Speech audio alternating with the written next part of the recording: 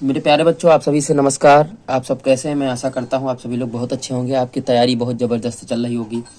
एक बार फिर से आपके अपने प्यारे से YouTube channel maths by D के सर में मैं स्वागत करता हूं। जैसा कि आप सभी लोगों के लिए मैंने टॉपर बैच स्टार्ट किया है 2025 के लिए, यानी 24 तारीख से परीक्षाएं हैं, उसकी गणित की तैयारी पूरी करवा रहे हैं, संपूर्ण गणित की। ठीक है, तो आज हम लोग चौथा चैप्टर के बारे में बात करने वाले हैं, जिसका स्ट्रेटजी देख लीजिएगा। फिर उसके बाद हम लोग कल की क्लास में सब पढ़ेंगे। ठीक है, जैसे द्विघात समीकरण को सबसे पहले तो आता है छांटने के लिए। क्या आता है? छांटने के लिए। ठीक है, उसके बाद द्विघात समीकरणों को हल करना आता है। जैसे कोई दिया हो तो हल भी करते हैं हम लोग। ठीक है, कल की क्लास में आपको पूरा सब कुछ बताया जाएगा। ये आप देख लीजिएगा, 9 टॉपिक है। 9 टॉपिक आपको कल पढ़ने को मिलेंगे प्यारे बच्चों। गुणनखंड विधि का प्रयोग करते हैं। ठीक है, मूल सूत्र का प्रयोग करते हैं, जिसे हम लोग श्रीधराचार्य सूत्र के नाम से जानते हैं। ठीक है, विविक्ति का रूप हम लोग लगाएंगे। इसमें 3 कंडीशन होती, पहली कामा दूसरी और तीसरी।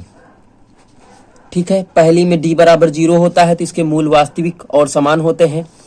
दूसरी में कोई धनात्मक संख्या पाई जाती है तो मूल वास्तविक और असमान होते हैं। तीसरी में ऋणात्मक कोई संख्या पाई जाती है तो मूल काल्पनिक होते हैं। ठीक है, ये हम लोग पढ़ने को कल मिलेगा हम सभी को। ठीक है, चलिएगा प्यारे बच्चों, मूल छांटना वही चीज है, यही चीज मूल छांटना, यही बताएंगे आपको कल। ठीक है, संख्याओं पर आधारित प्रश्न।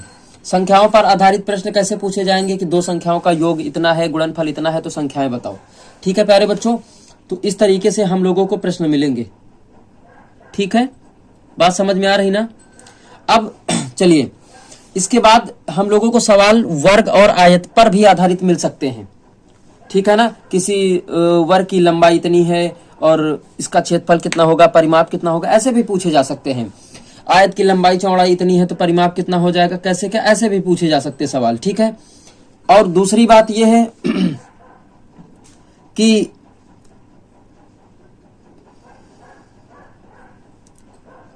आपको समकोण त्रिभुज भी बन सकता है सवाल में, ये भी है, समकोण त्रिभुज भी बन सकता है, तो हम लोगों को वैसे भी हल करना है। ठीक है ना, समकोण त्रिभुज अगर बनना है तब भी हल करना है। चलिएगा प्यारे बच्चों, देखते हैं हम लोग आगे की ओर